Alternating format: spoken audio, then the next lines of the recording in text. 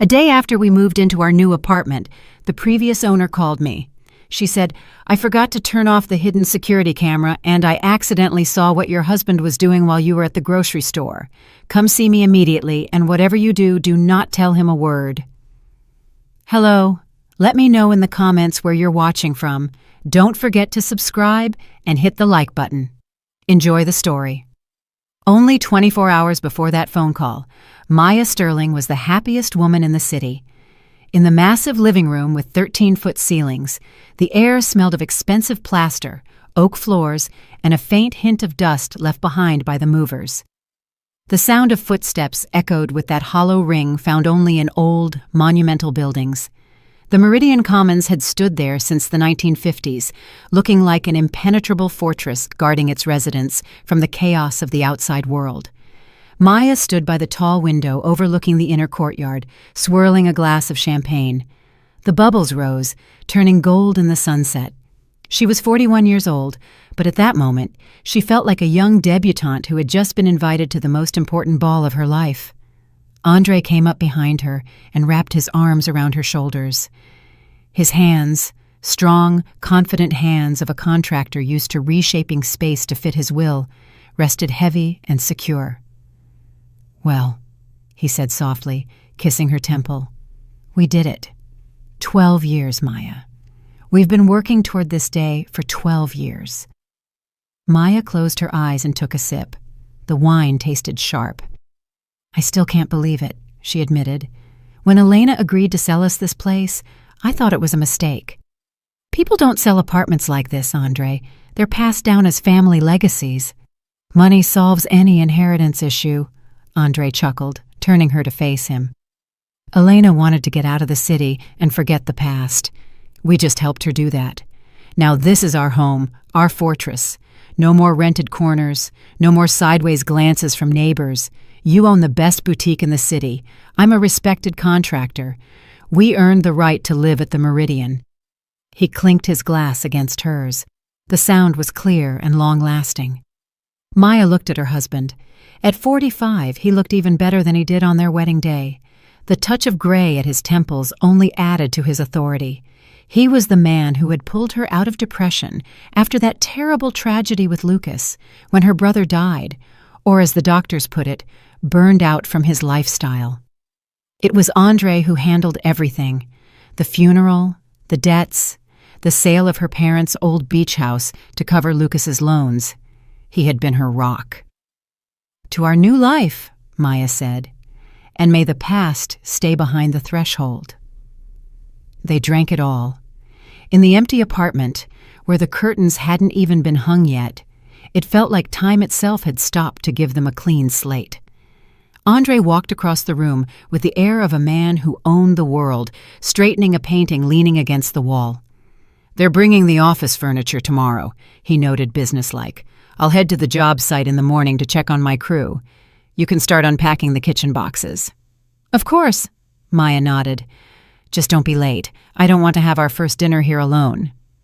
Andre flashed that same smile he used to charm clients when signing contracts. "I always come back, Maya. You know that." The morning didn't start with sunlight on her pillow, but with the sharp vibration of her phone on the nightstand.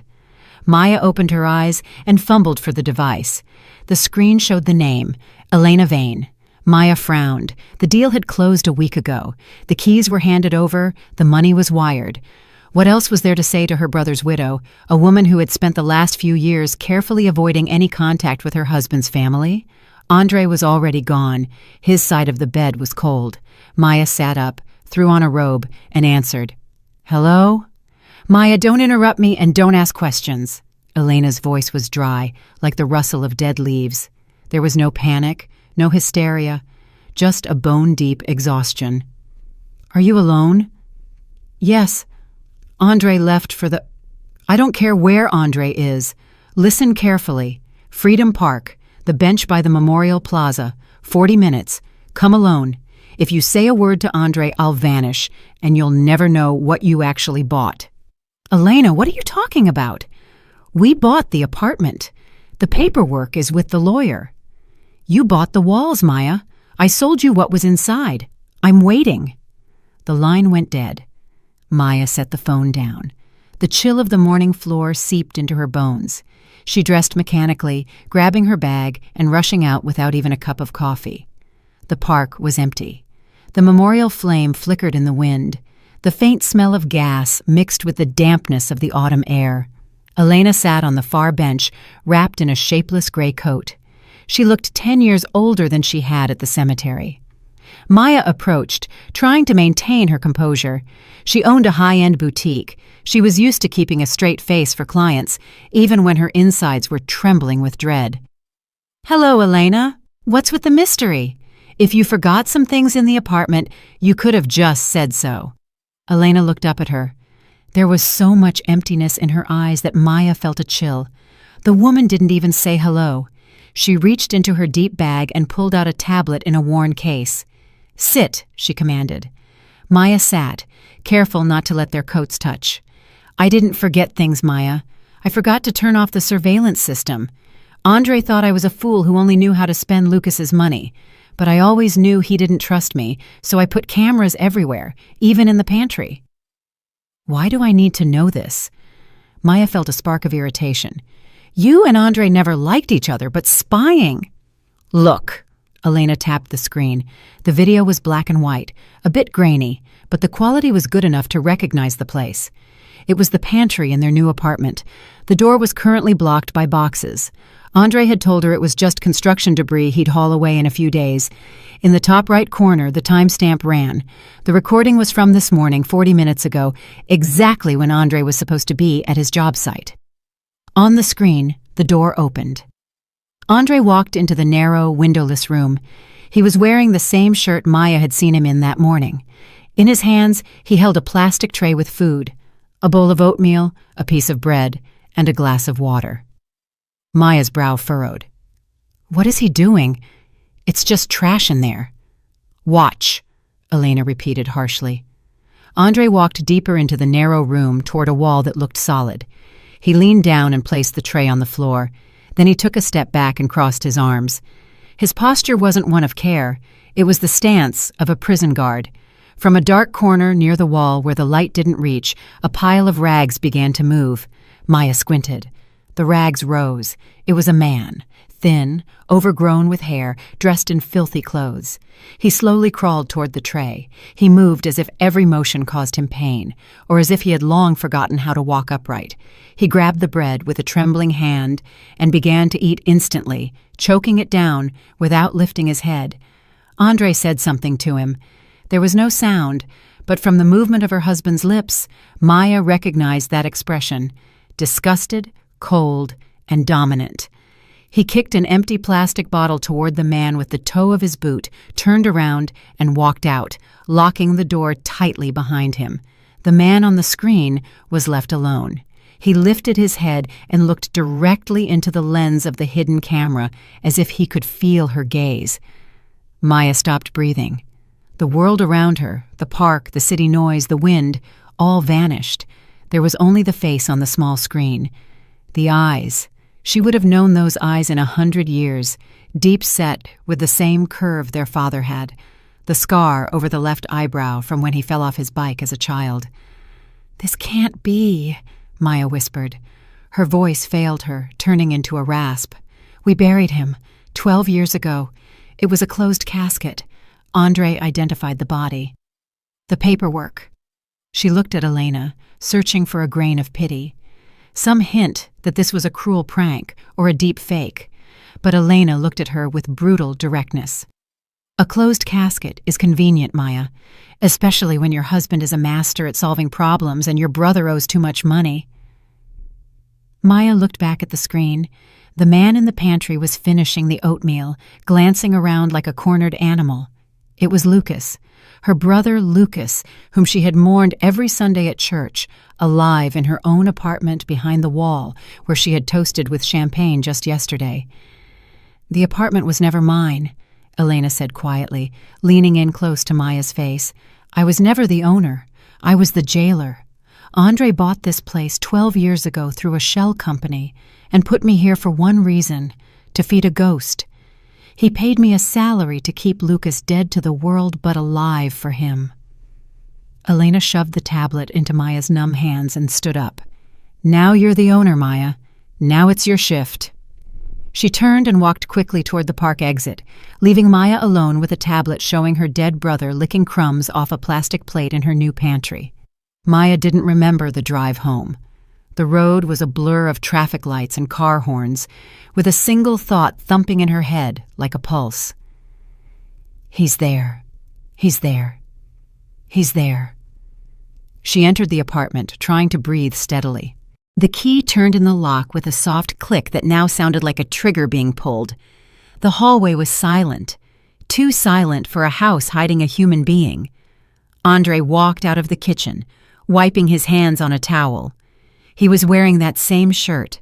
He smiled calmly, openly, the smile of a husband, happy to see his wife.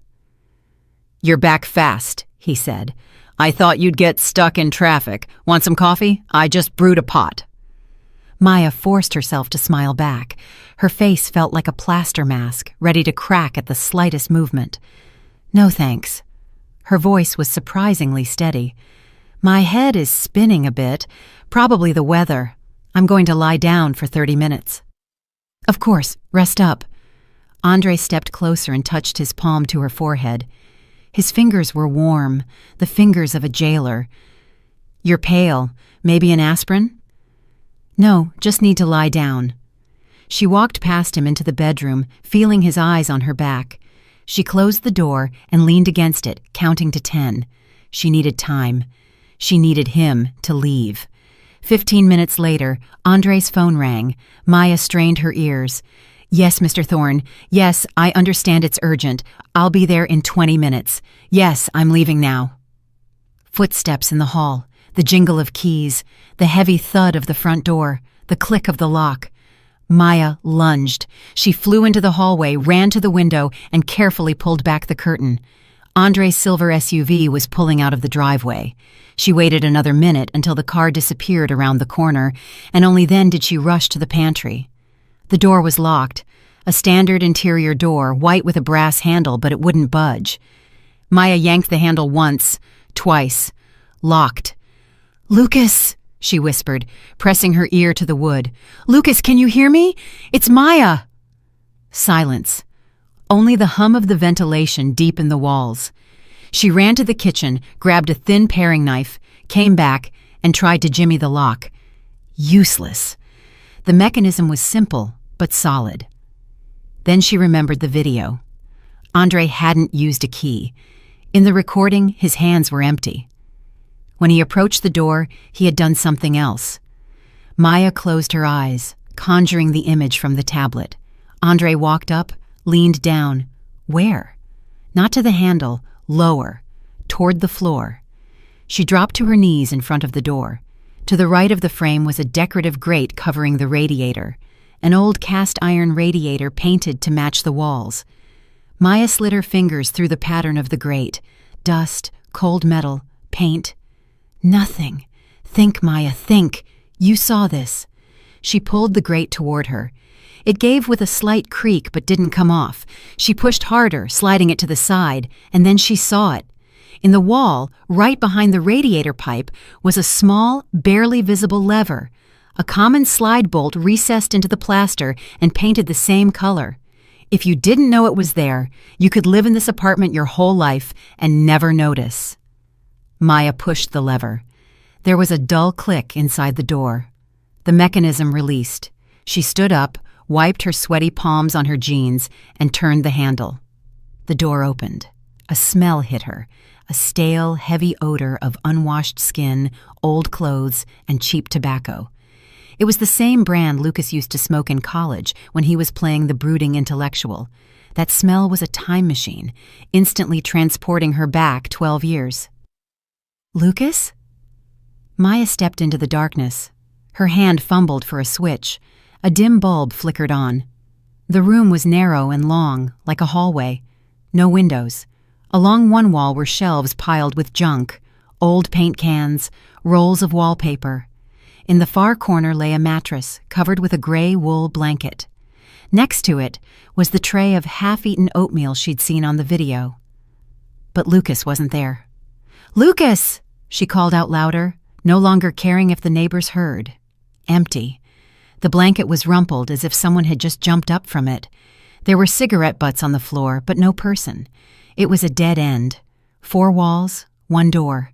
Where could he have gone? Maya frantically searched the tiny space. She looked behind the shelves, threw aside empty boxes. No one. He couldn't have vanished. Then her eyes caught something on the floor near the mattress. A small rectangle of plastic glinted in the dust. Maya leaned down and picked it up. It was a badge, an ID for St. Jude's Medical Center. She recognized it. She had one just like it in her purse. She'd gotten it a week ago for her checkup. She flipped the plastic over. It read, "Patient Sterling Maya." Her name, her last name, her birth date. But the photo wasn't hers. Staring back from the small black and white square was the face of Elena Vane. Her hair was cropped short, and her gaze was wild and unfocused. Maya felt the floor drop out from under her. She looked down at the blood type line. It said AB negative. Maya was B positive. Elena was O positive. AB negative had been Lucas's blood type. It was a twisted mosaic. Her name, Elena's face, Lucas's blood, and the hospital's official stamp dated yesterday. Why would Andre need a fake ID in her name with her dead brother's data and his widow's photo? Maya squeezed the plastic in her fist until the edges bit into her palm. This wasn't just a prison. This was preparation for something far more terrifying. Lucas wasn't just being kept here. Andre was building a new identity, or using Lucas as some kind of donor. In the silence of the apartment, a strange sound suddenly echoed. A dull, rhythmic thud. Not from the hallway, not from the street. The sound was coming from the wall where the mattress lay. Thump, thump, thump, thump. Maya froze. She knew that rhythm. As children, she and Lucas used to knock on the wall like that when their parents sent them to separate rooms as punishment. 2 shorts, 1 long. "I'm here." He wasn't in the room. He was deeper. In the bowels of this cursed building. Maya pressed her ear to the cold plaster. The knocking repeated, muffled, as if from underground. She yanked the mattress aside. Beneath it was a standard wood floor, but one of the boards was slightly wider than the others and held down by new, shiny nails. Maya pried the edge with her paring knife. The blade bent, but the board gave way. It wasn't a board. It was a hatch cover disguised as the floor. The smell of dampness, mold, and rot hit her. Below was the blackness of a service crawl space between the floors. "Lucas!" she whispered into the dark. No answer, only a scuffling sound. Someone was crawling there, in a space barely big enough for a cat. Maya didn't hesitate. She dropped the knife, tucked her knees, and slid into the hole. The walls squeezed her from all sides. It was incredibly narrow. Dust filled her nose. Cobwebs stuck to her face. She crawled on her elbows, scraping her skin, following the sound of heavy breathing ahead. These were the service tunnels of the old building. The guts people told legends about. They said you could cross the whole block through them without ever stepping outside. Now she knew it was true. "Stop!" she cried out, choking on dust. "Lucas, stop! It's me!" Something clanked against a pipe ahead. The light from the pantry barely reached here, but Maya could make out a silhouette. A man was curled in a ball in a niche where the hot water pipes met. He was shaking. Maya crawled closer. Now she saw his face. It was him, but at the same time not him at all. 12 years in the dark had turned a handsome intellectual into an old man. His skin was gray, almost translucent, his eyes wild, his hair a matted mess. He saw her and pressed himself into the wall, covering his head with his hands like a child expecting a blow. "Don't!" he whimpered. The voice was raspy, barely human. "I didn't do anything. I stayed quiet. Don't hit me." "Lucas. It's me, Maya." She reached out, but he flinched, kicking at her. "Go away! You're one of them. You sent him. You said I wasn't needed anymore." Maya froze. The pain from the kick to her shoulder paled in comparison to his words. "What are you talking about? I thought you were dead. We buried you." Lucas suddenly went still. He lowered his hands and looked at her. In his eyes was a mixture of animal terror and disbelief. "Buried me?" he asked. "Yeah. You guys put on a good show. Beautiful. Andre showed me the photos. You in the black veil, crying, very convincing. He said it was your idea. Sister's tired of your debts, Lucas. Sister wants a quiet life. She needs the business, not a junkie brother." Maya felt nausea rising in her throat. "Andre told me you died of an overdose. I paid all your debts, Lucas. We sold the beach house to clear those loans with Apex Credit Solutions." At the mention of Apex, Lucas gave a hysterical giggle. The sound echoed through the tunnel, bouncing off the rusty pipes. "Apex Credit Solutions. Maya, you're so smart. You own a boutique. You sew suits for executives. And you never checked? Not once?" He crawled closer. His breath smelled of decay. "There is no Apex. It was a shell company. The founder was some homeless guy, but the actual owner—" He pointed a filthy finger at the ceiling, toward their apartment. "Your husband. He lent me the money himself through straw men. He pumped me full of loans, knowing I couldn't pay. He dug this hole, Maya, to take everything. The beach house, Dad's business, your share of the inheritance, and me." Maya sat in the dirt, cold sweat running down her back. The puzzle was coming together, a horrific, bloody puzzle. Andre wasn't a savior. He was a spider who had been weaving this web for years. "But why keep you here?" she whispered. "If he took everything, why keep you alive?" Lucas looked at her with a sudden, chilling clarity. The madness receded for a moment, replaced by icy despair. "Because I'm not just a debtor. I'm a witness, and an actor in his main film. He faked my death, Maya, but he didn't just stage it. He filmed it." Lucas pulled a small flash drive from his rags, hanging on a dirty string. 12 years ago in that basement. He brought people. They beat me. Then one of them injected me with something that stopped my breathing. I could hear everything, but I couldn't move. They put me in a bag. Andre filmed the whole thing. Filmed my dead face. Filmed the doctor pronouncing me. And then he showed me that video. Lucas shook, tears carving tracks through the grime on his face. He said, "See, Lucas? You're dead. Officially. If you ever show your face, if you ever try to contact your sister, I'll send this video to the police, not as proof of my guilt, but as proof that you faked your death to run from creditors and the IRS. Fraud, tax evasion. You'll get 10 years, and in prison I'll make sure you never walk out." Maya looked at her brother and realized Andre had created the perfect trap. A dead man can't go to the police. A dead man has no rights. He exists only as long as he's useful to his jailer. "He's blackmailing you with your own death," she whispered. "Not just me." Lucas looked her in the eye. "He said if I escaped, he'd lock you up too as an accomplice. You were the one who identified the body.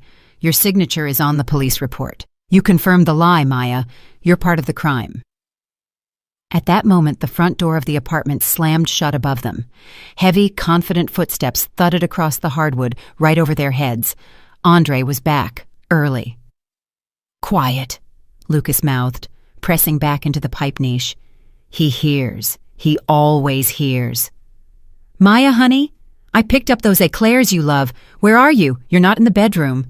His voice was calm and affectionate, the kind of voice that made Maya's blood turn to ice. He was walking toward the pantry. Maya froze, terrified to even breathe. The dust in her throat made her want to cough, but she bit her lip until it bled. The floorboards creaked right above the hatch. Andre was standing directly over them. "Maya?" His voice was muffled but clear. No alarm yet, just mild confusion. "Strange. The door's open, but no one's here." He took a step, then another. The sound of his footsteps faded as he left the pantry. Maya looked at Lucas. He was hugging his knees, shivering. His eyes pleaded with her. "Go." She nodded, silently promising to return, and crawled back toward the light. Getting out was harder than getting in. Her muscles cramped, and her hands slipped. She hauled herself up into the pantry and immediately closed the hatch, pinning it with the board. The mattress went back. The boxes were moved back to their original positions. She barely had time to brush the dust off her knees and slip into the hallway before Andre appeared from the kitchen. He was holding a box of pastries. "Ah, there you are." He smiled, but his eyes remained cold, scanning her. "I thought you were playing hide and seek. Where were you? I called for you." Maya leaned against the wall, her legs trembling. Her heart was beating so hard she thought it would burst through her ribs. I was in the bathroom. The water was running. I didn't hear you."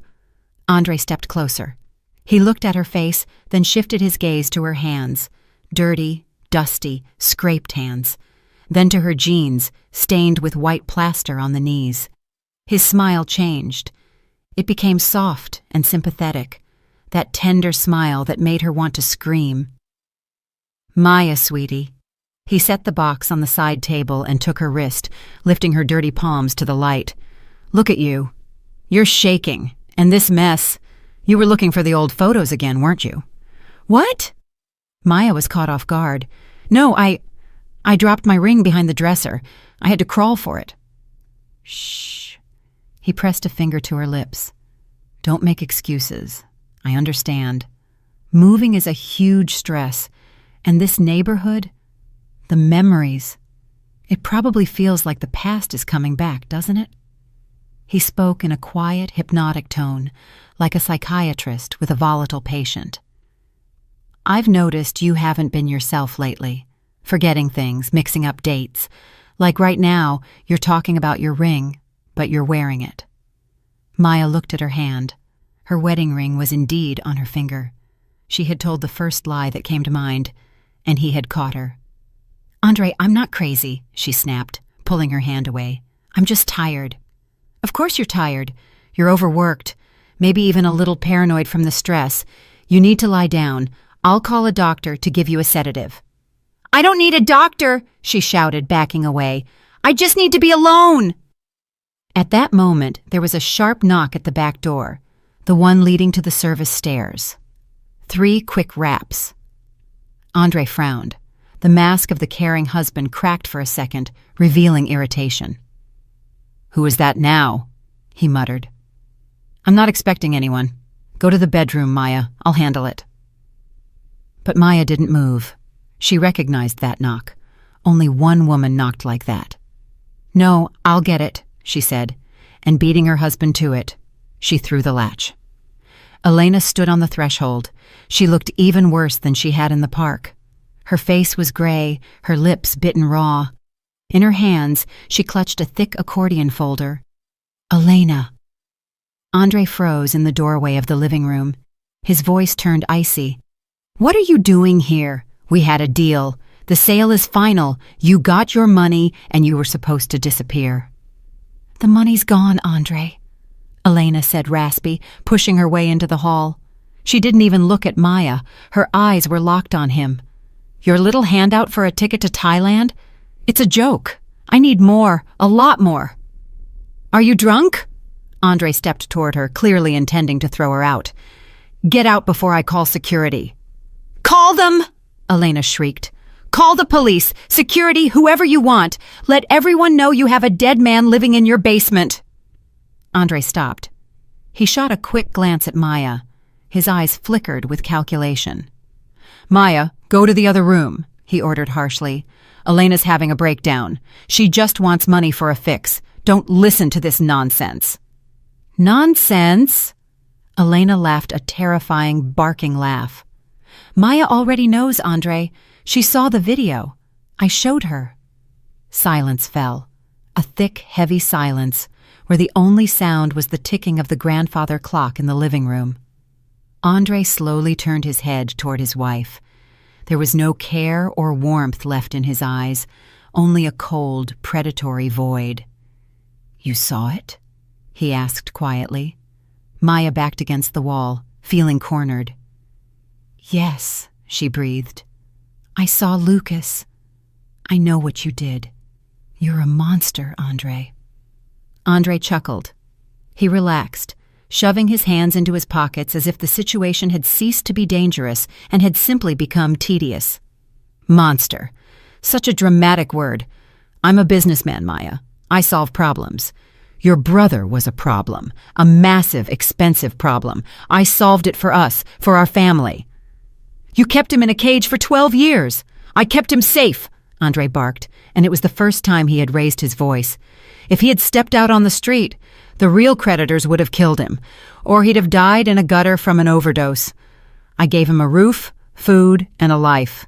Yeah, a rat's life, but it's a life. You stole everything from him. Maya felt her anger pushing out her fear. You framed him. Me, Andre laughed. And who signed the papers? Who transferred the money? He gestured to Elena. Show her. Let our Saint Maya see how clean her hands are. With trembling hands, Elena opened the folder and pulled out a sheet of paper. It was a bank statement with an official seal. This is the statement for the account used to maintain the asset, Elena said quietly, handing it to Maya. The account is in the name of the cleaner who supposedly handled Lucas. In reality, it's Andre's offshore account. Maya took the paper. The letters danced before her eyes, but she forced herself to focus. Sender, Sterling, Maya A. Payment purpose, charitable donation. Amount, $700. Frequency, monthly. Starting October, 12 years ago. What is this? Maya whispered. I didn't send this money. You did, Andre said softly. Remember that animal rescue foundation I suggested years ago? Second Life. You signed the auto pay. You thought you were saving puppies, but you were paying for your brother's imprisonment. The food, the electricity, Elena's silence. Maya stared at the paper as her world collapsed. You made me an accomplice, she said, her voice unrecognizable. You made me pay for my own brother's prison. Legally? Yes, Andre nodded. To any investigator, it looks like this. A sister wanting to get rid of her junkie brother hires a man, fakes his death, and then pays for 10 years to keep him in a secret room. The motive is there. The inheritance. The means are there. And the evidence? It's right there with your electronic signature. He walked right up to her and leaned into her ear. We're in the same boat, Maya. If I go down, you go down with me as the one who ordered it. And the one who pays gets more time than the one who pulls the trigger. Elena stood by the door, clutching her empty folder. I need money, Andre, she repeated dully. Or I go to the police. I have nothing left to lose. Andre looked at her with contempt. Fine, you'll get your money, but first, Maya and I need to discuss something. In private. He placed a hand on Maya's shoulder, a heavy, possessive hand. We have a choice, Maya. Either we go to the police right now and we both go to prison, or we sit down, have some tea, and decide how to live with our little family secret. Maya looked at the bank statement in her hand, her signature, her money, her prison. She slowly looked up. Something inside her clicked, like a gear shifting. The fear that had paralyzed her vanished, replaced by an icy crystal clarity. Andre thought he had cornered her. He thought she would break under the weight of guilt, even manufactured guilt. He didn't know one thing. Maya Sterling had run a boutique for 20 years, dealing with the most demanding people in the city. She knew how to smile while holding a knife behind her back. Fine, she said, her voice surprisingly calm. You're right, Andre. We don't need the police. We don't need a scandal. I value my reputation too much to let this get out. Andre blinked. He had expected hysterics, tears, or denial, not agreement. You understand? He loosened his grip on her shoulder. I understand we're tied together. Maya neatly folded the statement and set it on the table. Elena, wait in the kitchen. My husband and I need to talk. Elena, looking confusedly from one to the other, shuffled into the kitchen. Maya walked into the living room and sat in an armchair. She gestured to the sofa across from her. Sit. We need to agree on terms. Andre sat, still wary. What terms? We just keep living, Maya. I'll take care of Lucas like I have all these years. Elena gets her money and leaves. Everything stays the same. No, Maya shook her head. It can't stay the same. I can't live in this apartment knowing my brother is behind the wall, but I also know that letting him out now means prison for both of us." She paused, giving him time to take the bait. "I want guarantees, Andre. You're too smart, too cunning. Today we're partners in crime, but tomorrow you might decide I'm a liability. I need insurance." "What insurance?" "This apartment and the cottage. You'll transfer the titles to me completely, right now." Andre laughed. "Are you joking? That's millions of dollars, Maya." "And what is your freedom worth?" She leaned forward. "Or do you think I won't risk the police? I can play the victim, Andre. The poor woman tricked by her husband into financing a kidnapping, but you, as the mastermind, you won't wiggle out of that." Andre stopped laughing. Maya saw the gears turning in his head. He was weighing the risks. "Fine," he finally said. "If that's the price of your peace of mind, take it. But we do it quietly, without your lawyers. I have a notary who works weekends and doesn't ask questions. Deal?"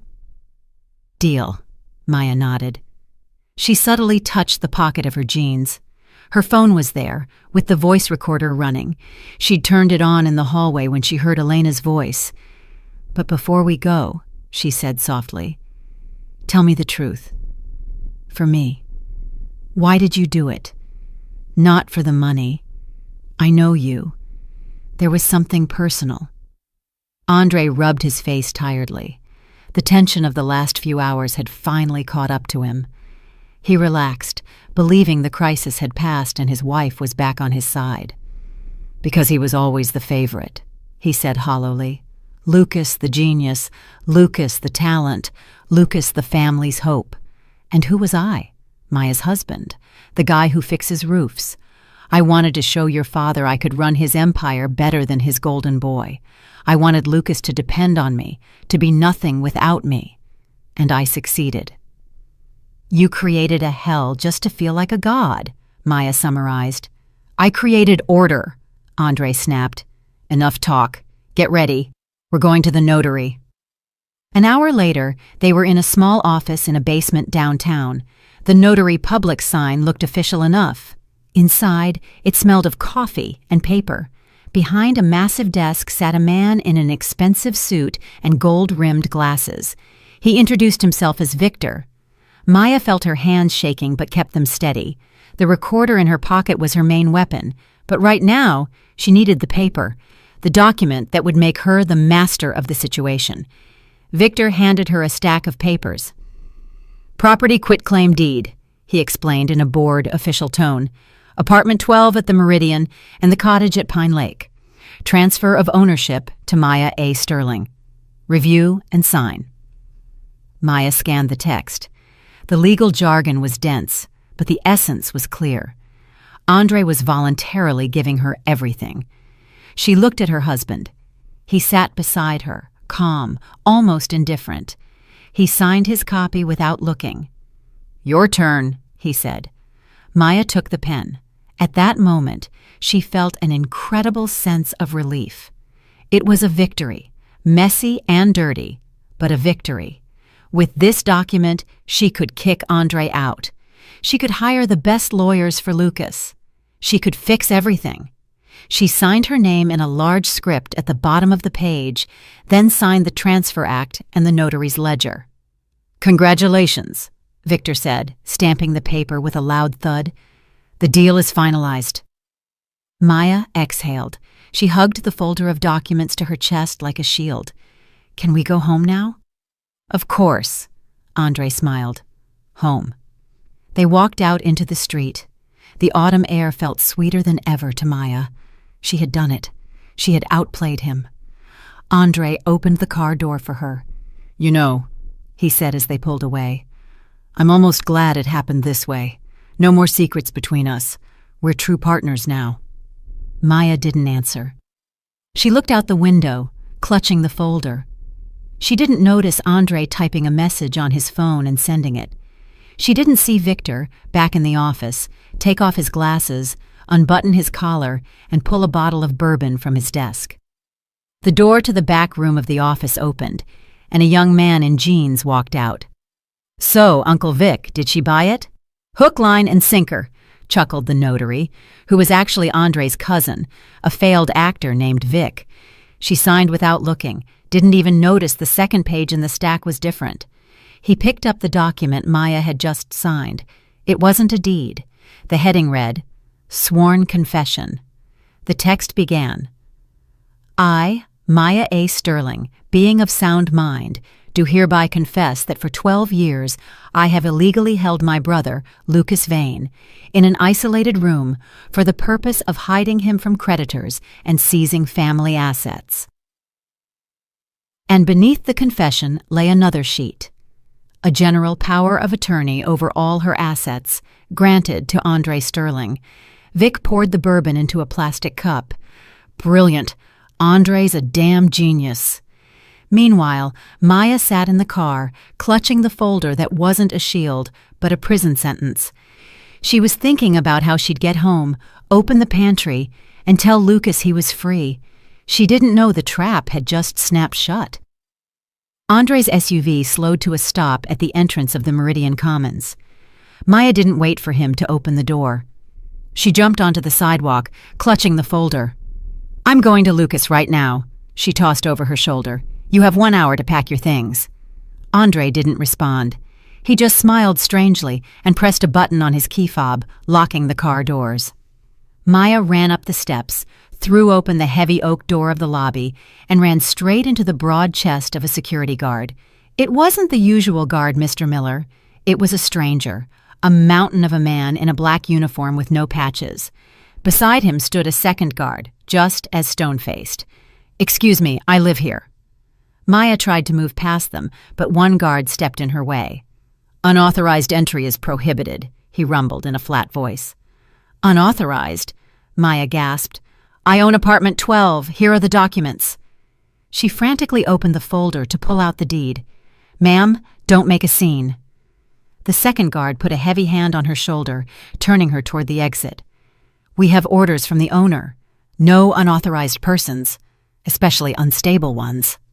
What owner? I am the owner, Andre! She turned, looking for her husband, who was just coming up the steps. Andre, tell them! What is this circus? Andre stopped on the top step.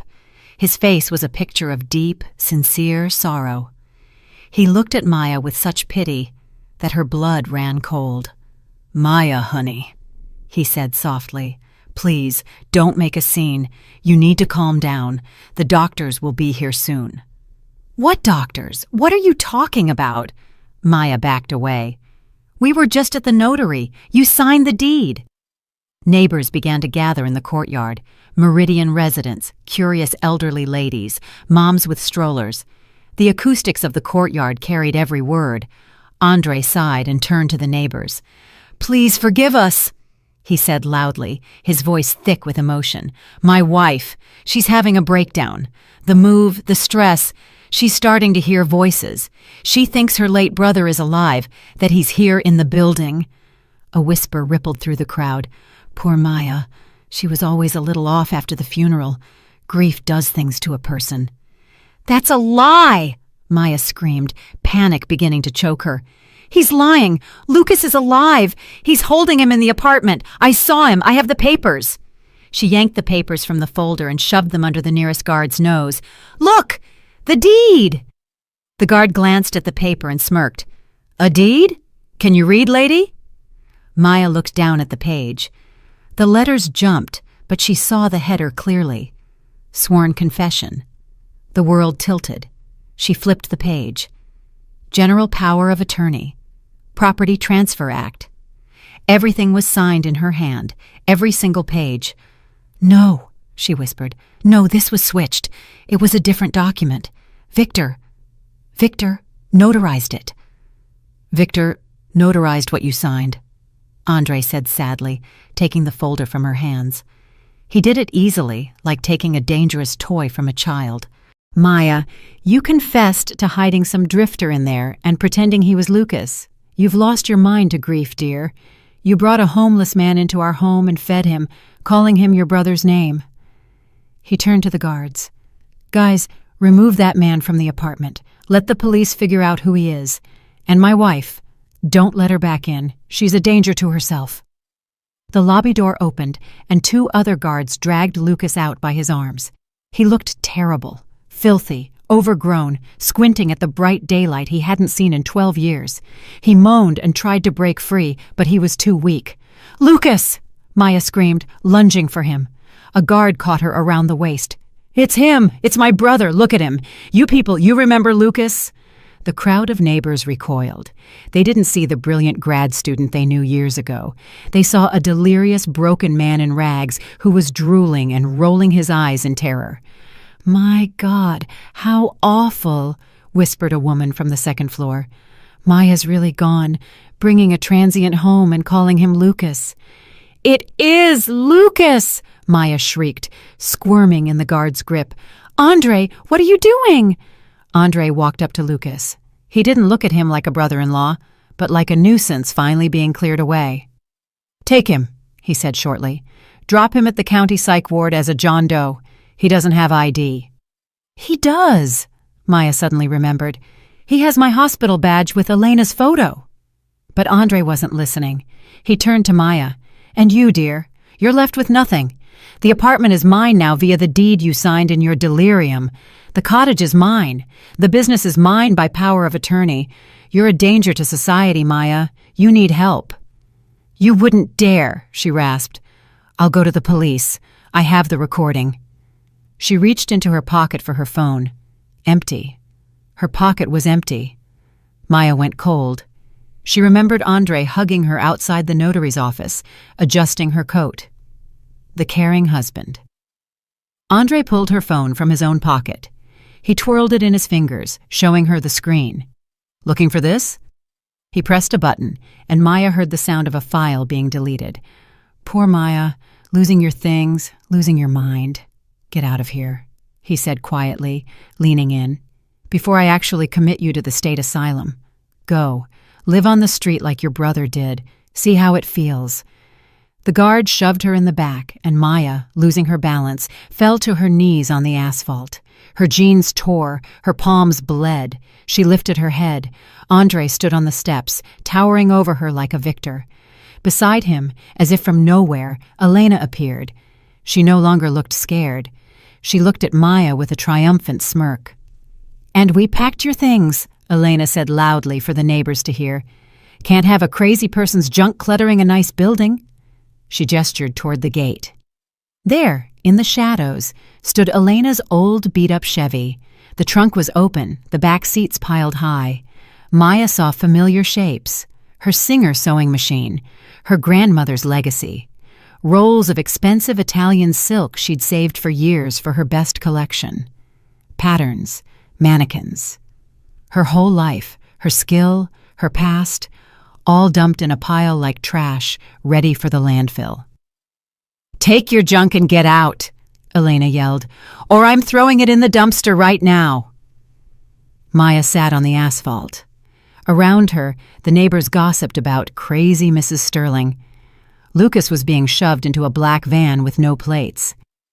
Andre was wrapping an arm around Elena's waist, accepting condolences from the building manager. No home, no family, no evidence, no name.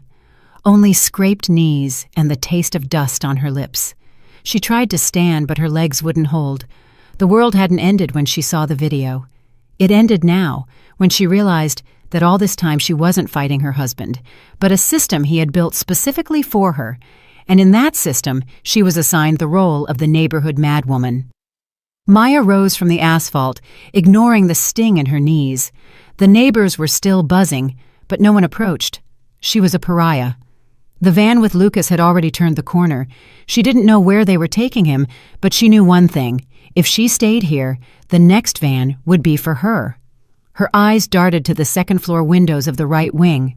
Behind the heavy velvet curtains lived Mrs. Beatrice Hollowell, the matriarch of the Meridian, a former theater star whose authority in the building was absolute. Even Andre, with all his arrogance, always bowed to her and kissed her hand. Beatrice knew everyone. Beatrice remembered everything. And Beatrice had always said Maya reminded her of herself in her youth. Maya grabbed her bag and, ducking behind the hydrangea bushes, ran to the service entrance of Beatrice's wing. The door was unlocked. In these old buildings, people often forgot to lock the service stairs. Maya flew up to the second floor. Her heart was in her throat. She pressed the bell. 3 shorts, 1 long. Their old secret signal. The door opened almost instantly. Beatrice stood there, majestic even in a silk robe, with her signature cigarette holder. "Maya, my dear, what is this look? I saw some commotion from the window." "Mrs. Hollowell, please, let me in," Maya gasped, stumbling into the foyer and locking the door behind her. "Andre, he's lost it. He framed me. He's trying to put me in an institution." Beatrice didn't ask unnecessary questions. She saw the blood on Maya's hands and the wild look in her eyes. "Quiet, quiet." She took Maya's arm. "You need water and a moment to breathe." Beatrice's apartment was like a museum. Antique furniture, portraits on the walls, the smell of old perfume. "Hide me," Maya whispered. "He'll look for me. He knows I won't leave without my things." "Of course I'll hide you," Beatrice nodded. "Come to the pantry. No one will find you there. It's an old maid's room. It's not even on the modern floor plans. I'll lock the door from the outside for security. If anyone comes, I'll say I lost the keys." Maya nodded gratefully. "Thank you, Mrs. Hollowell. You're the only one I can trust." The door closed. The lock clicked.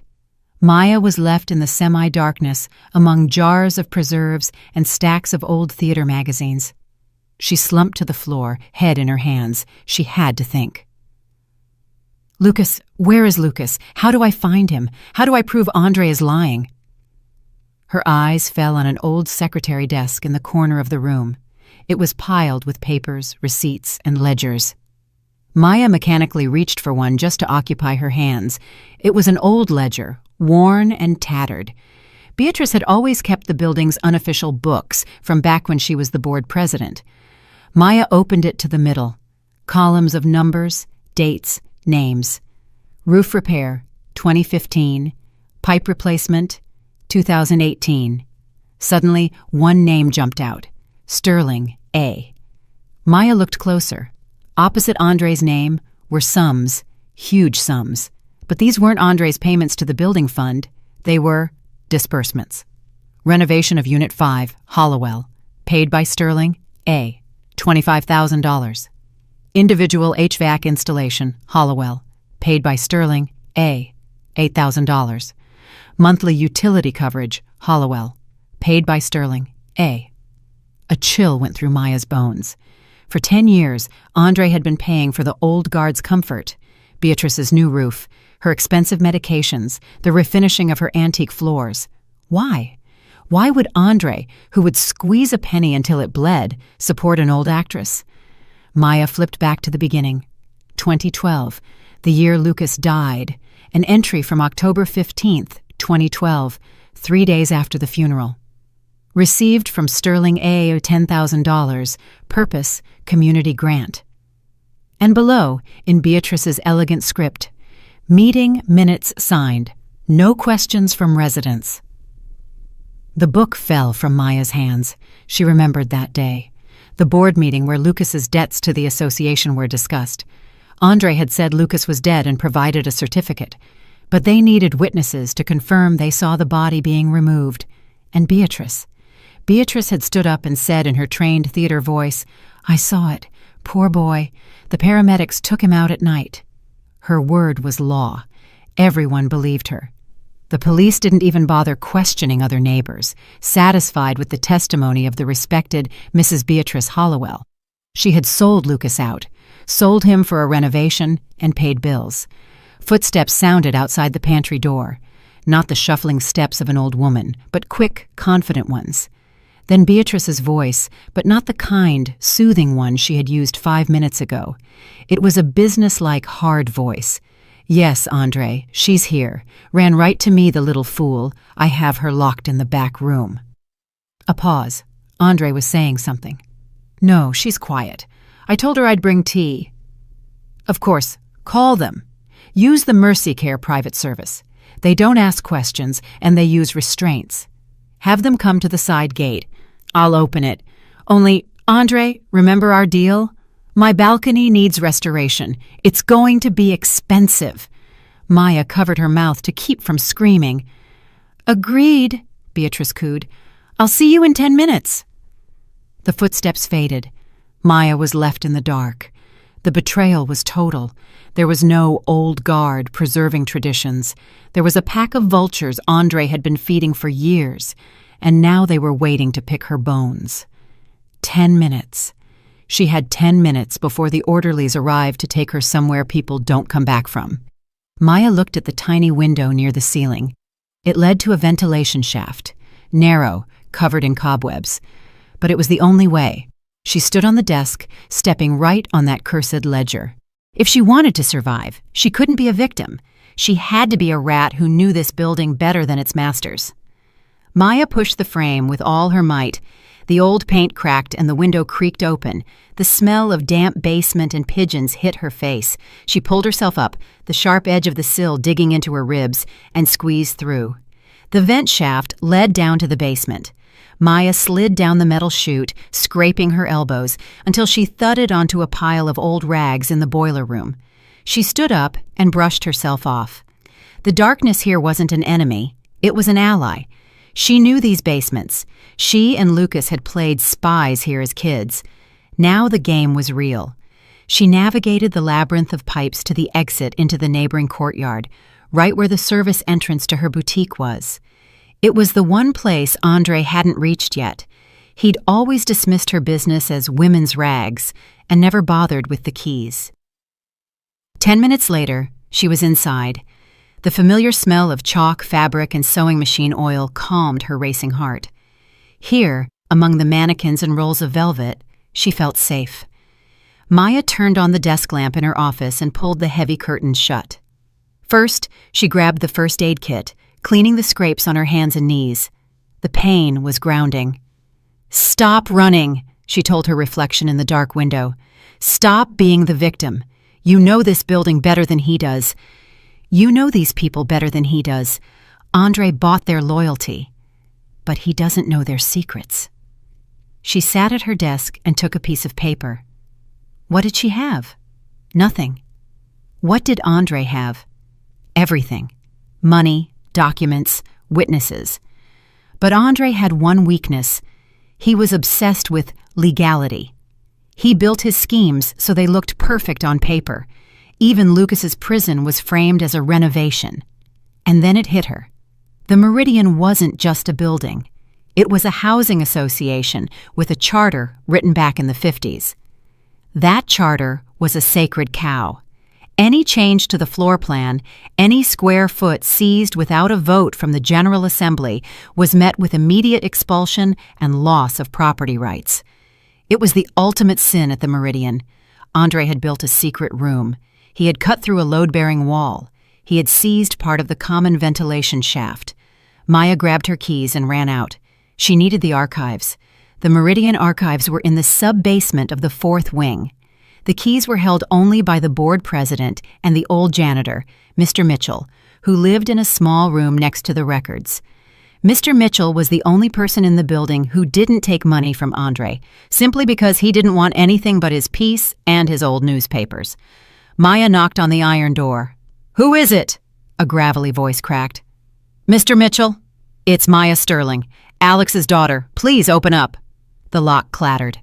The door opened a crack, and the wrinkled face of the old man peered out. "Maya?" He squinted. "Lord, child, what happened to you? They say you've lost your mind. Andre said—" "Andre is lying, Mr. Mitchell. He's trying to take everything. I need your help. Let me into the archives. I need the original floor plans from 1953. The old man looked her in the eye, long and hard. He remembered her as a little girl bringing him cookies. He remembered her father, a glass-honest engineer. "Lying, you say?" he muttered. "I always knew his eyes moved too fast. Not like our people. Come in." The archives smelled of dry paper and history. Mr. Mitchell pointed to the shelves. 1953, Section B, here. He pulled out a massive, dusty tube. Maya unrolled the yellowed blueprint on the table, blue lines, measured to the millimeter. There was her apartment, living room, bedroom, kitchen, and there was the wall where Andre had hidden Lucas. On the plan, it was empty space, a ventilation shaft, and a technical gap between the building sections. "Aha," Mr. Mitchell said, looking over her shoulder. "I remember. A main support beam runs through there. Can't touch that. If you damage it, the whole vertical line could shift." Maya took her phone and snapped photos of the blueprints. "He didn't just touch it, Mr. Mitchell. He cut a door into it. He made a room there." The old man gasped. "You're joking? That's a criminal violation. That's a structural threat. If the city inspectors find out—" "The inspectors will find out," Maya said grimly. "But first, the residents will. The same residents who are terrified of their property values dropping. Andre can buy their silence about a crazy sister, but he can't buy their fear of the building collapsing on their heads." She started to roll up the plan, but her eyes caught a folder on the next table. The spine read, "Financial Records, 2012, Bad Debts." Maya opened the folder. Inside were copies of debt notes residents owed to the association. She flipped through until she found it. A promissory note for Lucas Vane. Amount, $100,000. Secured by interest in family property. Date, October 12th, 2012. Maya froze. October 12th. "Mr. Mitchell," she asked quietly, "do you remember when my father's funeral was?" "How could I forget?" The old man sighed. "October 12th. It rained buckets that day." Maya looked at the signature at the bottom of the document. Lucas Vane. The signature was hurried and nervous, similar to Lucas's. But Lucas had been at the cemetery that day. He had been catatonic with grief. Maya had held his arm the entire time. He physically couldn't have been at the association office signing papers, but Andre hadn't been with them for a few hours. He said he was arranging the wake. Maya looked closer at the signature. At the end, the flourish curved sharply downward. Lucas always curved his flourishes upward. But downward? Andre always did that. She flipped the page. There was a power of attorney attached. "I, Lucas Vane, grant Andre Sterling the right to sign all financial documents on my behalf. Date, October 10th, 2012. On October 10th, Lucas was in the hospital with severe alcohol poisoning. He was in a coma. Maya had sat by his bed for 48 hours straight. Andre only came in the evenings to bring food. "He faked it all," Maya whispered. "He stole Lucas's identity before he even killed him. He ran up debts using a forged power of attorney while my brother was dying in the ICU." The pieces were finally set. Lucas's debts, which Andre saved him from, were a fiction. Andre created the debts, paid them off with Maya's money, and used them as an excuse to cage her brother. Maya looked at Mr. Mitchell. Her eyes held no more fear, only cold, calculated rage. "Mr. Mitchell," she said firmly, "tomorrow is the annual general board meeting. Is Andre speaking?" "He is." The old man nodded. "He's running for board president. Promised everyone a cut in the association fees." "Perfect." Maya neatly tucked the documents into her bag. "I'll be there, and I won't be alone." She took out her phone. She needed to make one call. A call to the one man Andre feared more than anyone, even if he thought the man was long gone. She dialed a number from her father's old address book kept at the boutique. The phone rang for a long time. Finally, someone picked up. "Hello?" A gravelly, annoyed voice answered. "Hello, Mr. Thorne," Maya said. "This is Maya Sterling, Alex's daughter. I know who stole the money from your firm 12 years ago, and I know exactly where he'll be tomorrow." There was a heavy silence, and then the voice answered with a metallic edge that radiated threat even over the phone. "Give me the address, kid. I'm writing it down." Maya hung up and looked at the clock. 5 in the morning, 12 hours until the board meeting. 12 hours to do the impossible. She left the archives, leaving Mr. Mitchell to guard the original records, and headed to her boutique. She needed to prepare, not just with papers, but with an image. At the Meridian, people are judged by how they look, and if she wanted to be heard, she had to look not like the crazy woman who had been dragged through the dirt yesterday, but like a queen returning for her throne. At the boutique, she chose her best suit, a sharp navy blue wool piece, the one she'd worn when she won the city's major uniform contracts years ago. She washed her face with cold water, covered the scrapes with foundation, and styled her hair perfectly. At 6 a.m, she called the only number that could help her find Lucas. It was a risk, but she had no choice.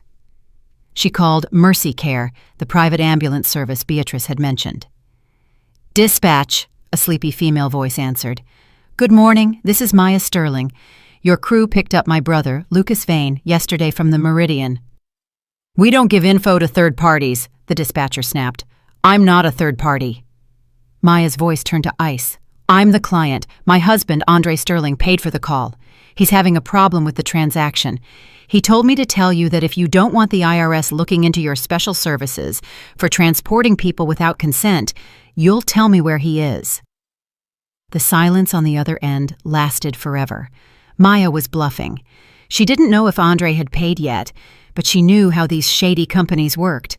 They always operated in the gray, always in fear. "He's at the suburban facility," the dispatcher grumbled, "but you can't see him. He's in isolation." "I'll be there in an hour," Maya said. "Have him ready for discharge." She didn't go herself. She sent the only person she could trust with this, her driver and boutique manager, a strong young man named Marcus, who had worked for her for 5 years and hated Andre for his arrogance. "Marcus," she told him, handing him an envelope of cash from the safe. "Get him out, any way you have to. Buy them off, break him out, whatever. But by 5 o'clock he needs to be here, cleaned up and dressed in what I've prepared." She handed him a bag with one of her father's old suits she'd kept for memory.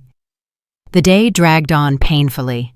Maya sat in the boutique, going over the archive documents. Every paper was a nail in the coffin of Andre's reputation, but the nails had to be driven in correctly. At 4 p.m, the Meridian courtyard began to fill with people. Workers set up a microphone. Residents brought out chairs. Andre walked among the rows, shaking hands, smiling, joking. He was in his element, the master of the house, the benefactor. Maya watched him through the blinds of her boutique. She saw him approach Beatrice Hollowell, kiss her hand, and whisper something. The old woman laughed, coquettishly adjusting her hat. "Laugh, you old vulture," Maya whispered. "Laugh while you can." At 4:45, a black van pulled into the courtyard. Marcus stepped out. He opened the back door and helped a man out. Maya exhaled. It was Lucas. He was pale and thin. His hands shook, but he stood straight. Marcus had shaved him, and in the father's suit, which hung a bit loose, he suddenly looked like the Lucas she remembered. An intellectual, a human being. Maya went out to them. Lucas looked at her with fear, but seeing her calm face, he relaxed a little. "Maya," he whispered, "where are we?" "We're going home, Lucas," she said, taking his hand. "We're going to get our names back." Exactly at 5 o'clock, Andre stepped onto the makeshift stage. "Dear friends, neighbors," his voice, amplified by the mic, echoed off the walls. "I'm glad to see you all here. This year hasn't been easy for our building, but we've managed. We repaired the roof, we replaced the pipes, all thanks to our unity." Light applause followed. People loved having their problems solved for them. "Today, I want to propose a new fund," Andre continued, beaming. "The Meridian Future Fund. I'll personally make the first donation, $100,000. This money will go toward landscaping, new play areas, and new secret rooms." Maya's ringing voice cut through the silence like a knife. Andre froze. The crowd gasped and parted. Maya walked through the courtyard. She wasn't alone. She held Lucas's arm. "Maya." Andre went pale. The microphone squealed with feedback. "What are you—" "Security! Remove this woman! She's ill!" 2 guards moved toward her, but Maya held up a hand. "Stop!" she commanded with such authority they actually hesitated. "I am a member of this association. I am the owner of Unit 12, and I have the right to speak." She walked up to the stage. Andre looked down at her, but terror was already dancing in his eyes. He saw Lucas. He saw that Lucas didn't look like a crazy drifter. "Neighbors," Maya turned to the people, "my husband talks to you about landscaping in the future, but he's silent about the past." She pulled the 1953 floor plan from her bag and held it high. "Look at this. This is the official plan of our building, and this is what Andre did." She threw photos of the secret room onto the table in front of the board. She had managed to forward them to her own phone back in the park before Elena saw. "He cut through a load-bearing wall. He created an illegal space that threatens the structural integrity of this entire wing, and all so he could hide a human being there." A murmur ran through the crowd. Load-bearing wall. Collapse. That was scarier than any gossip. That touched their safety. "That's a lie!" Andre shouted, losing his cool. "Those are fakes. This woman is unstable. She brought an actor." "An actor?" Maya smirked. "Lucas, show them." Lucas took a step forward. He lifted his head and looked at the crowd. "I'm Lucas Vane," he said quietly, but in the silence of the courtyard, everyone heard him. "I've lived in this building since I was born. Mrs. Gable, remember when you used to give me cookies? Mr. Peterson, you taught me how to play chess." The seniors in the front rows began to look at each other. "My God," one grandmother whispered, "it really is Lucas. Those are Alex's eyes." "He's an imposter!" shrieked Beatrice Hollowell from her seat in the front row. "I saw Lucas being buried. Get him out of here!" Andre realized he was losing control. "Enough of this circus! Guards, throw them out! Now!" The guards moved forward again.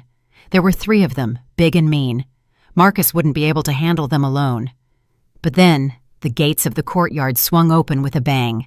A black G-Wagon roared in, not new, but predatory and well-kept. It braked right in front of the stage, nearly hitting the guards. The door opened, and a stocky man with a cane stepped out. He had the face of a man who had survived the rougher streets of the 90s and come out on top. It was Victor Thorne, the owner of the debt collection firm Andre supposedly feared. But Andre didn't fear him. He looked at him with confusion. He didn't even recognize him. Victor Thorne walked up to Maya. "Hello, kid," he said in a deep bass. "Thanks for the invite." He turned to Andre. "And you must be Sterling, the one who took out $1 million loan from my firm 12 years ago and skipped out by declaring the borrower dead." Andre backed away. I don't know you. This is a mistake." "The mistake was thinking I'd forget." Thorne smirked. "I spent 10 years looking for Lucas Vane. Thought he ran off with my money. Turns out you stole the money and hid the kid." He pulled a document from his pocket. The original loan agreement Maya had found in the records. "The forensic audit confirmed it," he said loudly to the crowd. "The signature was forged. The power of attorney was a fake. The money went into shell accounts linked to Mr. Sterling here." The crowd went dead silent. It was checkmate. Andre stood on the stage, white as a sheet. He knew this wasn't just a scandal. It was a federal case. And the lead witness was a man the police didn't like to argue with. Maya looked at her husband. There was no triumph in her eyes, only exhaustion and cold contempt. "You wanted to be the king of the Meridian, Andre?" she asked. "Well, look at it. The Meridian is looking back at you." She turned to the residents. "Now ask Mrs. Hollowell how much it cost for her to stay silent about Lucas being alive." All heads turned to the old actress. Beatrice shrank into her chair, trying to become invisible, but hundreds of eyes were already boring into her. The trap had closed. The silence in the courtyard was ringing. Andre stood on the stage, his fingers white from gripping the podium. His perfect suit suddenly looked baggy, and his face looked gray and old. He searched for a supportive glance, but found only walls of judgment. Maya stepped forward, standing between her husband and the people. She was no longer the victim. She was the prosecutor, and this courtyard was her courtroom. "You heard, Mr. Thorne." Her voice was steady. Andre stole money, but that's only half of it. He stole a life. For 12 years, he kept my brother, your neighbor, in a stone box. He fed him scraps while he ate steak at your parties. He tricked me, his own wife, into paying for that prison. She looked over the rows of the old guard. You all know me. I grew up in front of you. My father helped build this neighborhood. My mother made your daughter's prom dresses. Did we ever lie to you? The elderly residents stayed silent, but their expressions shifted. Contempt for a crazy woman was replaced by the horror of the truth. And now look at him. Maya pointed at Andre. A man with no roots who bought a seat among you. A man who cut through the support beams of your home for his filthy secrets. A man who bought your conscience. She turned to Beatrice Hollowell. The old woman was trembling, clutching a lace handkerchief. Mrs. Hollowell, Maya said softly but firmly, tell them the truth, now or tomorrow. I give the police the copies of the ledger showing every renovation Andre paid for in exchange for your silence. Accomplice to kidnapping is a heavy charge. Beatrice jerked as if struck by lightning. She looked at Andre, then at the stern Victor Thorne, then at the faces of her neighbors. The survival instinct, honed by decades of social climbing, kicked in. She slowly stood up. Her legs shook, but her back was straight. The actress was taking her final bow. Her voice cracked, but she cleared her throat and continued louder. I have to confess. 12 years ago, Andre came to me. He said Lucas was in trouble, that he had to be hidden from dangerous people. He asked me to confirm Lucas's death to save him. I believed him. I thought I was helping. Liar! Andre screamed. You took the money! You demanded the balcony repair! I took help from a grateful neighbor! Beatrice shrieked, saving her own skin. I didn't know he was keeping the boy in chains. I thought Lucas had moved away. Andre tricked me, just like he tricked all of you. The crowd erupted. That was the end. Beatrice's testimony was the final nail. Get out! Someone shouted from the back. Fraud! Yelled a woman from the second floor. He's going to make the building fall down! Call the police! Andre backed away. He realized he had lost. Not just to Maya or Thorne, but to the Meridian itself, the collective body he had tried to dominate, which was now spitting him out like a foreign object. He tried to step off the stage, but Victor Thorne blocked his path. Going somewhere, hero? Thorne smirked. The cops are at the gate. I called them myself. We're going to talk about forgery and grand larceny. Andre looked at Maya. His eyes held pure, unadulterated hatred. You're nothing without me, he hissed. You're just a seamstress. I am a Sterling, Maya said calmly. And you? You're nobody. 2 police officers entered the courtyard. Andre didn't resist when they cuffed him. He only looked back once at the windows of the apartment he had thought was his fortress. At the gate, another commotion broke out. Elena, trying to slip away during the chaos with 2 massive suitcases, was intercepted by Marcus. In a hurry, ma'am? Marcus yanked the zipper on one of the bags. Silver spoons, jewelry boxes, and antique icons spilled onto the asphalt, everything that belonged to Maya and Lucas's family. It's mine! He promised me! Elena shrieked. The police, having already packed Andre into the cruiser, came back for her. When the sirens finally faded, a new silence settled over the courtyard. This one was light and cleansing. Maya walked over to Lucas, who was leaning against an old oak tree. He was looking at the sky as if seeing it for the first time. It's over, Lucas, she said, hugging him. We're home. A month later. Autumn was in full swing, painting the Meridian courtyard in gold and crimson. Maya sat on the central bench. She was dressed in an elegant coat of her own design. Beside her sat Beatrice Hollowell, quieter, older, but still trying to maintain some dignity. Now she was the one looking into Maya's eyes, asking for advice on curtain colors. Maya had become the new, unofficial heart of the Meridian, not through power or money, but through the truth.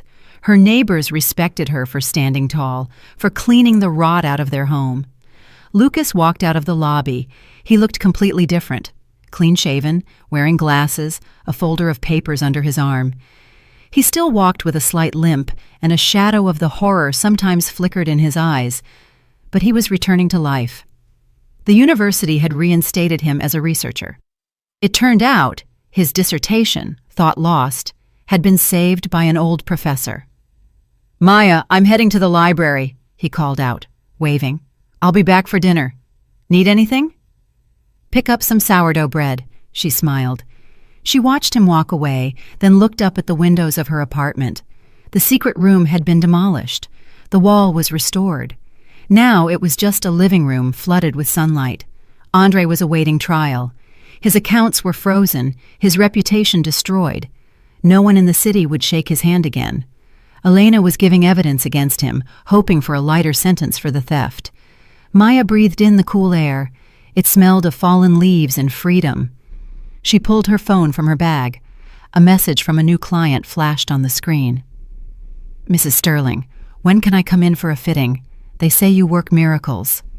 "I don't work miracles," she whispered to herself, putting the phone away. "I just know how to rip out old seams to sew a new life." She stood up, straightened her collar, and walked home, to a place where there were no more secrets. And that is the story, my friends. A story about betrayal by those closest to us, about the blindness of those who should have seen, and about how the truth, no matter how bitter or terrifying, is always better than a beautiful lie. What do you think? Did Maya do the right thing by airing the family's dirty laundry, or should she have spared Andre because he cared for the family in his own twisted way? And does Beatrice deserve forgiveness for selling her soul for comfort? Let me know in the comments. If this story moved you, please hit the like button. It really helps the channel. Subscribe so you don't miss our upcoming dramas, and make sure to hit the bell icon. Take care of yourselves and your loved ones.